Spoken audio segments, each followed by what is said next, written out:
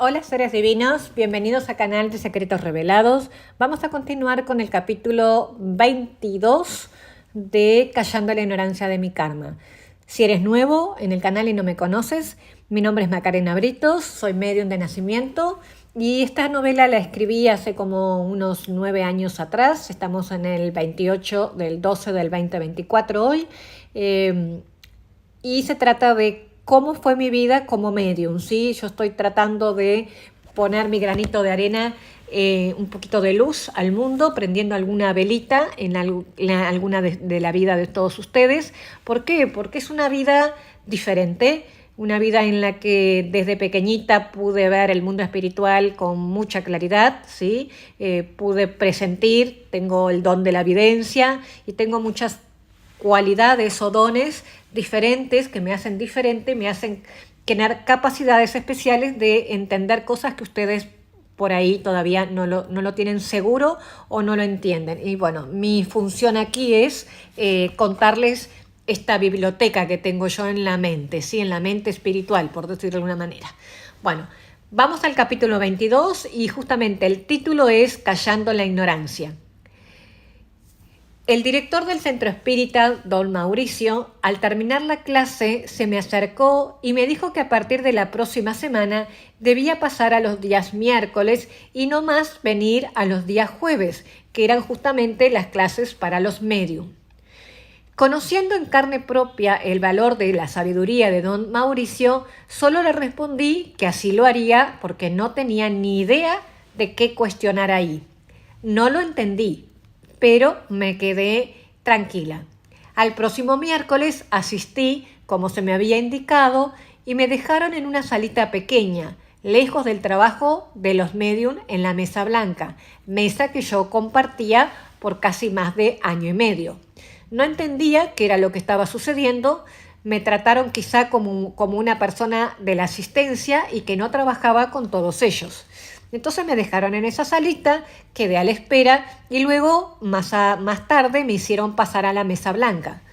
Cuando comenzaron a rezar, una de mis compañeras medium comenzó a hablar con un marcado acento español. Me miró con aires atrevidos, más bien furiosos, y me dijo: «Soy Clara, mi amada amiga Victoria», dijo con voz ronca y áspera, como gesticulando con esfuerzo, y sinceramente les cuento que yo salté de la silla. Volví a tratar de mirar fijamente a mi amiga medium, que la conocía muy bien y desde hacía mucho tiempo, para ver si era ella la que me estaba hablando, pero sabía que no era su forma de expresarse y me quedé quieta. Fueron segundos que me parecieron eternos. Ella nada dijo, pero sí observó todo y a todos los que tenían la cabeza cabizbaja en posición de estar orando. Y con ciertos gestos de burla a lo que veía, dijo: «Victoria, estoy cansada de estar sola y tú ya no me querés. ¿Quién te crees que eres para dejarme sola?», gritó. «De ahora en más me vas a conocer de verdad y os voy a matar como merecéis. Vas a volver conmigo a casa. Ya estoy harta de tus oraciones y de que solo conversas conmigo en los sueños como si yo no existiera en la realidad». Ninguna palabra alcanza a describir lo acelerado que latía mi corazón en esos momentos. No puedo explicarles lo que sentí en esos minutos, porque sencillamente no hay explicación posible. Quedé dura, sin poder emitir ni un solo sonido. Es que, al final y al cabo, todo eso que pasaba en ese lugar, quizá yo no estaba tan segura de que fuera real. Por ahí, en cierta manera, creía que podían ser invenciones de nuestras mismas mentes desquiciadas. Pero con ese día y en ese caso, la certeza de escuchar a esa gitana, que siempre estuvo en mis sueños y mis visiones de niña, me dejó perpleja y sin ninguna duda sobre lo que me estaba sucediendo en realidad. Y eso solo fue el comienzo. Y continuó diciendo: «¿Estás triste, no, Victoria? es que esa hija tuya merece una hostias por rebelde que ni te cuento. Y el padre, que nunca aparece ni para una simple llamada de teléfono. Yo ya te he dicho que ese desgraciado siempre será un hijo de las 1000 putas. No entiendo cómo volviste a casarte con él otra vez. A él no le importa cuidar a hijos, y eso tú ya lo sabés de sobra. Mi querida gitana Clara, mi amiga imaginaria de mi niñez de esta vida y mi amiga real de otras tantas vidas pasadas, y al mismo tiempo mi verdugo en esta vida, ya no solo me aparecía en sueños, sino que me estaba hablando directamente usando el cuerpo de la medium, y yo no pude seguir ni decir nada. Una, porque estaba, como dije, perpleja, y otra, porque el protocolo de la mesa espírita no te permite hablar con tus obsesores. Para eso justamente está el director de mesa. Sin embargo, yo podía tener con ella una comunicación mental, sin necesidad de palabras. Y le pregunté si estaba bien. Y me responde, ¿bien? Una mierda estoy. Me siento sola y no quiero estar más sola. Y sin ti. Victoria, te extraño mucho. ¿Cuándo vas a regresar? Le contesté en mente que eso por el momento no era posible, que yo debía seguir mi vida y ella también debía seguir el camino de paz y de la ley de la luz. Y fue cuando se puso como loca. Se burlaba al contarle a todos cómo era mi relación con mi hija Luz en ese momento de adolescente, en donde era una rebelde que me hacía cosas sin sentido y por las cuales yo sufría en silencio y sola. A nadie nunca le había contado esos secretos o esos dolores. Sin embargo, Clara comenzó a contar todo en ese lugar y obviamente sabía detalles que nadie podía ni siquiera imaginarse. Ese día me dejó con total y en total evidencia y con la certeza absoluta de que ella no era ninguna ilusión de mi imaginación, sino que era tan real como cualquiera de nosotros en esta vida. Ella estaba viva. Bueno, en realidad estaba muerta, pero viva al mismo tiempo. Me descolocó y no tenía argumentos para no atribuir la realidad de que era ella la que tanto me aturdió en esta vida, la que sin descanso me atacaba al mismo tiempo que me cuidaba en otras ocasiones. Y ahora estaba muy enojada, rabiosa, y se jactaba del odio a todos nosotros en esa sala. Entonces yo había encontrado a la tía Marta de mi vida. Era la gitana de mis sueños, que no eran tan sueños como yo intentaba creer. Luego de casi una hora en la que ella solamente habló, me dejó sin dudas de más nada. Me hizo entender que la vida es vida en todos los niveles y que ella sufría tal como yo sufría yo. De ese modo entendí por qué los religiosos no permitían que los espíritus hablaran, porque ellos sabían sus vidas al dedillo, tal como Clara sabía la mía, y nadie es santo en esta existencia. Siempre me quedaba la incertidumbre de que si todo lo que vivía en ese lugar era real o solo era algo que nosotros mismos inventábamos. Esas dudas eran normales para mí, dado lo extraño de todo eso, dado que aparte nadie nos había enseñado que los espíritus podían hablar con otros cuerpos. Era una vida extraña para cualquiera, pero ese día, con Clara hablándome y mirándome a mis ojos, toda esa duda se evaporó. Comenzó una guerra declarada. Ella no estaba más calmada y me quería muerta a como diera lugar. Debía cumplir el encargo que le hizo aquella rubia hacía muchos años y que solo había dejado pasar por alto porque me amaba a su manera, con ese amor obsesivo, producto de nuestras vidas pasadas, siendo tan unidas. De inmediato, el señor Mauricio comenzó a hablarle con mucho amor. Ella no lograba escuchar a los espíritus de luz que se le acercaban por estar tan alienada al mal. Por eso era necesario la ayuda del cuerpo de una médium, para que ella se materializara al acoplarse al cuerpo de otra persona y de esa forma sí lograr que ella pudiera escuchar y dialogar. Desde ese día, don Mauricio mantuvo largas conversaciones con Clara, todos los días miércoles a las 8:45 de la noche, en esa sala donde todos colaboraban con oraciones para ayudar a ese ser espiritual. Yo fui testigo de ese amor con el que era tratada, dado que a mí no me era habilitado contestarle. ¿Usted se llama Clara?, le preguntó con extrema cautela don Mauricio. Sí. ¿Qué os sucede? ¿No has entendido?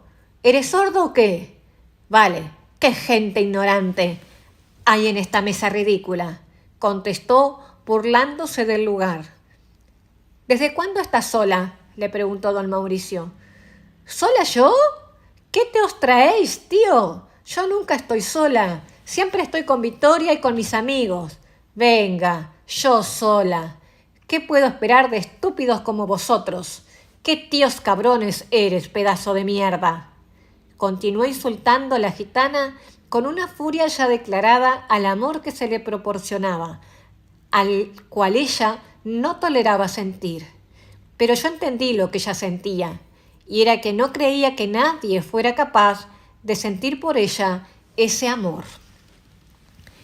¿Y dónde es que vives? ¿Usted sabe que está desencarnada? O sea, no tiene un cuerpo material, volvió a decir don Mauricio, sin cambiar jamás su tono de voz manso y delicado, mientras ella sí gritaba. Y le contesta, pues vivo en un lugar muy divertido, donde nadie me dice qué hacer. Me gusta mi vida así, libre de reglas estúpidas. Soy gitana, no se olvide, tío. Y que estoy muerta, sí, de eso también me di cuenta y hace años, cuando intenté que mi amiga Victoria volviera conmigo y ella decidió nacer. Claro que me di cuenta de que estaba en otro estado. Tampoco muerta, tío. Eso no hiciste, coño. El que me tiene las bolas llenas es ese estúpido del turbante, que se me aparece ayudando a Victoria. Creo que se llama Miguel o algo así, pero ya me ocuparé con mis amigos de ese tío más adelante. ¿El ser gitana te da derecho a hacer el mal a esta mujer que dices amar tanto como amiga?, le preguntó don Mauricio. Yo no hago nada de malo, tío, y si lo hago me da igual, pero ella está ahí mirándome. ¿Por qué no me dice nada? ¿Le comieron la lengua a los ratones? Ya estoy cansada de su forma ahora tan mansita y tan pulcra de niña buena. ¿Pero quién se cree que es? Antes era peor que yo. Cuando vivimos en Toledo y ella era la que cobraba altos precios por los trabajos que hacíamos juntas y ahora se la da de santita y de culta. Pero vaya, coño, era lo que me faltaba. Quiero irme de este lugar ya. Tranquila, solo queremos ayudarte. Dime una cosa, ¿qué ves en este lugar? ¿No te gusta la idea de estar en paz y buscar otro camino para evolucionar como lo hizo tu amiga Victoria? Válgame la porra, esto sí que me hace reír. ¿Vosotros quieren que deje mi libertad y me ponga a las órdenes de estos estúpidos llenos de luz que vienen a donde estamos queriendo rescatarnos? No sea ridículo, tío. Prefiero antes convertirme en una piedra con ojos que ir a esos lugares aburridos. ¿Pero por qué quieres matar a Victoria? ¿Qué fue lo que te hizo tan grave? Estoy seguro de que si la amas tanto, dejarías de hacerle daño. Ella va a volver conmigo sí o sí. Ella era y es mi mejor amiga, y espero que cuando pase para este lado vuelva a ser la misma. Usted no tiene derecho a quitar la vida de nadie, le dijo don Capitán Mauricio. Tengo y hago, y ya lo verá, pedazo de mierda. Si no quiere nuestra ayuda, le pedimos que haga una oración. Supongo que sabe hacer una, ¿no? ¿Para qué, payos? Ni loca. No estoy drogada en este momento como para hacer una oración. Y no me venga a engañar, viejo ridículo con ojo de ganso. Bueno, Es una lástima que no podamos conversar con respeto, pero cuando necesite ayuda, acá estaremos esperándolo con mucho amor. Es mejor que se retire ahora de este lugar, que la luz la acompañe. Me cago en tus muertos y en ese dios guarro subnormal. ¿Por qué no os calléis, hostias? ¿No entendéis que mi vida es perfecta? Os maldigo y vayáis a tomar por culo, todos vosotros que se den de santos, pero seguro que solamente es en apariencia. Seguro que si voy a verlos a cada uno en vuestras casas, no queda ni uno solo sentado en esta mesa, rezando a ese diosito. Válgame, no me jodas y tócame el coño si eras tan hombre. Ella se retiró en un segundo y sin poner resistencia, luego que vació su boca de todos los insultos posibles en su precario vocabulario. No quería por nada regresar a la luz, al camino del trabajo disciplinado, eso no le interesaba. Ella quería seguir en la tierra conmigo y haciendo lo que le diera la gana y divirtiéndose como en su vida anterior. Quería seguir siendo libre y sin reglas, pero el universo sí tiene reglas y si no las acatas, te quedas vagando en los umbrales de la tierra. Desde ese día comencé a sufrir todo tipo de accidentes. Tenía una pequeña moto y una vez me pasé todos los semáforos en rojo sin darme cuenta de nada. Ella lograba hacerme perder la lucidez en mi cuerpo. Estaba como unida al mío de manera constante y en total subyugación, tanto que no sabía cuándo era yo o cuándo era ella la que comandaba. Fueron meses de tratar con ella y nada logró persuadirla para dejarme vivir mi vida e ir a lugares donde aprendiera que el amor no es algo que se debe exigir. Don Mauricio me pidió que no anduviera más en la moto y que saliera con ayuda de alguien más. Fueron como 5 meses en esta agonía, en que todos los miércoles acudía a ese lugar apoyada por los medium para calmar la ira de Clara. Pero nada resultaba y ella siempre gritaba e insultaba. Entonces, cansada de vivir así, un día solicité en esa salita de espera en oración que se me indicara lo que debía hacer, porque estaba sufriendo tanto dolor, y le pregunté a Dios, ¿por qué a mí? Y se me contestó en una forma telepática, en la que debía abrir el libro que tenía en mis manos y que leyera lo que debería hacer. Lo hice, lo abrí y dijo, ama a tu enemigo. Yo volví a leer la frase, ama a tu enemigo. ¿Pero qué me está diciendo? ¿Cómo podía amar yo a un espíritu que tanto mal me estaba haciendo? Yo realmente la odiaba. No podía ni imaginar cómo hacer eso de amar a mi enemigo. Primero entonces puse todas las excusas en un solo minuto y luego respiré profundo cuando entendí que por más que no me gustara la idea, era justo lo que ella se merecía de mi parte. Yo había leído y aprendido mucho y sabía que solo el amor era capaz de cambiar caminos torcidos.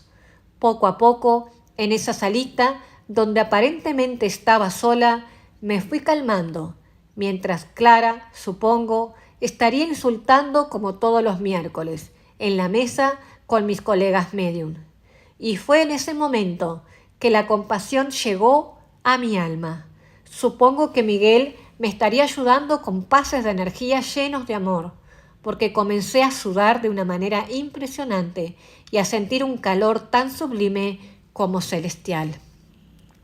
Ese día no me sentaron en la mesa con Clara y me fui a mi casa con esa sensación de haber aprendido la mayor lección de mi vida.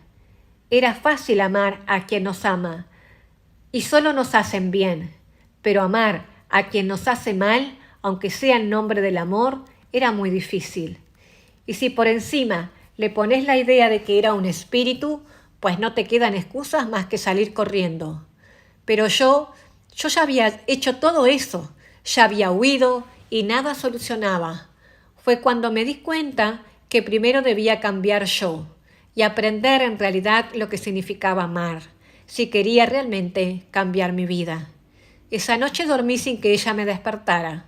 Siempre lo hacía en esos meses. Me sacudía, me golpeaba cosas en la casa. Sin embargo, yo no le daba ninguna importancia. Creo que ya me había acostumbrado a sus berrinches, pero esa noche no quedé pasiva. Ella buscaba algo y decidí que era hora de madurar y entender las cosas de la vida. Y comencé a leer pasajes bíblicos y también el libro de los espíritus de Allan Kardec, y le hablaba a ella como si ella fuera una persona en carne y hueso. Ella estaba muerta, pero también estaba viva, y todo comenzó a cambiar desde esa noche. Y sí, comenzó a escucharme, porque los ruidos cesaron, y me sentí muy acompañada por ella, y no más con aquella rabia de meses pasados. Ella era mi mejor amiga de otras vidas, y entendí que a pesar de todo lo que insultaba, ella tenía tanto o más miedo que yo, y decidí acompañarla siempre y enseñarle lo que yo había aprendido, y todo comenzó a cambiar. Mi familia ya era consciente de todo lo que yo vivía con ese fantasma, como decía mi hermano Lucas, y ya nadie se atrevía a burlarse, sino todo lo contrario. Me apoyaron y hablaban con las personas de esa casa espírita para comprender cómo era posible que eso pasara en una vida con una persona. Todo era muy difícil de creer, pero ellos lo estaban viendo en mí y todo lo que la gitana hacía y decía. Mi mamá y mi hija Luz fueron las más implicadas en todo este proceso. Mi hermana Natacha comenzó a hablarme desde Canadá poco a poco, intentando comprender algo que nadie habla en esta vida como una realidad factible que suceda, pues al hacerlo solo implicaría ser acusado en esta sociedad como esquizofrénica o encerrada en un manicomio o con una personalidad múltiple. Pero yo de loca no tenía nada y estaba todo claro en esos días. Pasaron muchos meses sin resultado alguno, aunque Clara dejó de asustarme y querer matarme, y fue cuando don Mauricio y otros miembros de experiencia en temas como el mío, del Centro Espírita Capitán Mauricio, me hablaron para decirme que yo necesitaba buscar ayuda en otro lugar, que ellos no estaban logrando ayudarme y que, por alguna razón que no sabían, debía seguir sufriendo esa obsesión hasta aprender quizá algo más. Ellos no lograban saber las respuestas y me aclararon que buscar ayuda en otros lugares espiritualistas. Ellos reconocían sus límites con total humildad, a diferencia de otras religiones que había buscado yo ayuda. Me afirmaron que la ayuda iba a llegar a mi puerta, que confiara en la providencia del universo. Me fui a mi casa desolada y sin saber dónde buscar, hasta que recordé a un primo lejano que conocía esas religiones muy conocidas y extendidas en el ambiente brasileño. Yo digo que recordé a ese primo, pero hoy puedo afirmar que se trata de una intuición que nace desde el interior y que no tengo duda alguna que en mi caso se trataba de mi amigo Miguel dándome los recursos para seguir con la búsqueda. Si no estuviera en la ciudad de Rivera, que es una frontera, que es solo una calle que nos divide con Brasil, esta idea nunca podía ser factible. Y ahí me di cuenta que todo tenía una causa y esa era la razón de mi regreso a mi ciudad natal. Incluso puedo hacer la hipótesis de que esa era la razón de por qué había nacido en una ciudad como esa, siendo el Brasil uno de los países con más lucidez en temas espirituales. Lo llamé por teléfono esa misma noche a mi primo, y al día siguiente, a primeras horas de la tarde, golpeó mi puerta y me vino a buscar junto a su esposa. No hablamos mucho. Era como si mi primo ya estaba al tanto de todo y subí a su auto y fuimos a buscar a mi mamá a su casa y juntos fuimos a ver a un señor llamado Julio y a las personas que lo llamaban Pai Julio. Calculo que por respeto, ya que era donde mi primo trabajaba con su mediunidad. Nos atendió muy amablemente y nos explicó un poco de lo que ellos hacían. Nos dijo que debíamos comprar ciertas cosas para hacer una ofrenda a ese espíritu que me perseguía y que él me daba total seguridad de que, con eso, ella me dejaría y yo podría volver a hacer mi vida de forma normal. Yo estaba muy contenta, radiante y llena de fe y de certeza de que ahora sí las cosas serían con un fin completo. Las máscaras ya no existían y ahora debía encontrar las fuerzas necesarias para que la gitana me dejara en paz para siempre. Llegó el día de la ofrenda de Clara y llegamos a ver al tal Pai Julio y le entregamos las cosas. Entre ellas tenía una botella de champán, velas rojas y un cordero, un pedazo de cordero. Al instante, el señor Julio nos llevó a ese lugar donde abundaban las estatuas de santos, velas y muchas cosas que asustan a simple vista. En esos días mi madre se hizo cargo de los gastos para comprar esas cosas. Mi economía era más que precaria. Trabajar era algo que no me estaba permitido en esta vida, y ya que estaba con casi 40 y pocos años. 30 años había pasado desde los 13 años, donde sentí la primera manifestación del más allá. No significa que fuera clara, porque como dije en muchas partes, cada invasión a mi cuerpo eran de energías diferentes y me causaban mucho miedo. Pero Clara no me daba miedo de nada. Un poco de rabia sí, sin duda, pero miedo jamás. Para los médicos eso era epilepsia, luego ataques de pánico y también un sinfín de diagnósticos médicos. Cuando llegamos a la cita para hacer ese ritual del que desconozco detalles, yo estaba casi que sonámbula. Apenas hablaba algo. Ya no tenía fuerzas. Dejaron las cosas encima de una mesa al lado de lo que sería como un altar y comenzaron a conversar con mi mamá y el señor Julio. De repente se escuchó una especie de trueno al saltar el corcho de la botella por sí sola. Eso fue lo que me sacó de mi estado apático y me asusté terriblemente. Y luego de tragar saliva le miré al señor Julio y con una voz que me costaba mucho esfuerzo y apenas se lograba escuchar, le pregunté cómo era posible que pasara eso si nadie más estaba en ese lugar. Él me miró con total naturalidad y me dijo: «Es Clara, está apurada para tomar su champán. Tú tranquila, que ya vamos a comenzar la sección». Y continuó hablando con mi madre sin cuestionar nada, como si eso fuera lo más natural del mundo. Yo, petrificada, y eso que estaba acostumbrada a sus manifestaciones, pero no imaginaba que también podía mover objetos materiales de esa magnitud. Luego llegaron más personas al lugar y todos como que sabían qué era lo que tenían que hacer. Algunos cocinaban, a la vista de todos era el cordero que habíamos traído y otras verduras.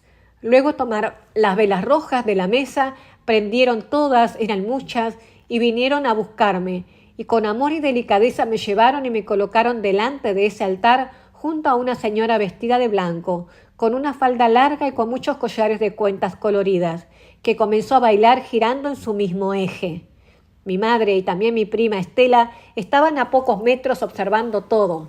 De pronto, esa señora me miró y dijo: «Muy bien, seres divinos, voy a cortar este capítulo aquí. Es un capítulo muy intenso que yo realmente hasta olvidado lo tenía. Bueno, no tanto, porque es algo que cambió mi vida. Este capítulo tiene otros 30 minutos, que va a ser en el próximo video, porque si no se hace muy largo. Espero que no se hayan asustado, esto recién comienza y esto se pone interesantísimo, muy interesante.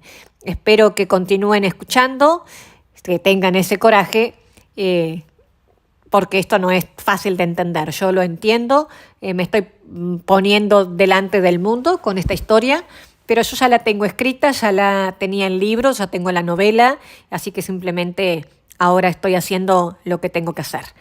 Espero que les guste. Ahora sí, namaste.